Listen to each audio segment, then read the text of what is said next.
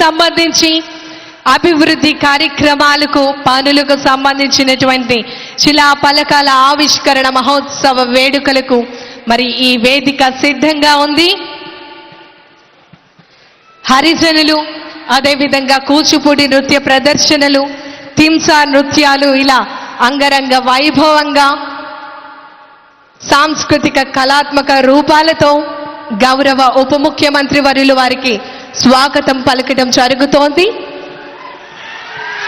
గట్టిగా చప్పట్లతో కళాకారులతో వారు కూడా నేరుగా పాల్గొని సాంస్కృతిక కార్యక్రమాలతో వారందరూ కూడా వారిని ఎంతగానో ఎంకరేజ్ చేస్తున్నటువంటి సందర్భం మనం చూస్తున్నాం. తింసా నృత్యం మన అందరికీ తెలుసు.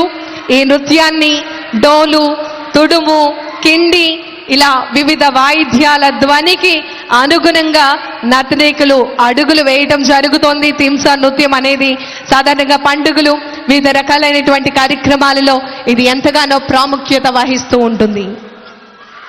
సంక్రాంతి అనగానే మన అందరికీ గుర్తొచ్చేది హరిదాసులు.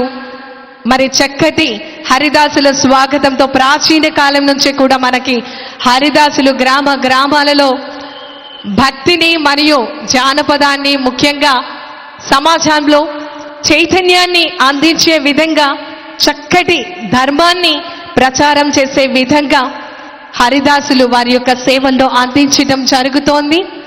మరి గౌరవ ఉప ముఖ్యమంత్రి వర్యులు వారితో నేరుగా పాల్గొనటం జరుగుతోంది సాంస్కృతిక కార్యక్రమాలలో.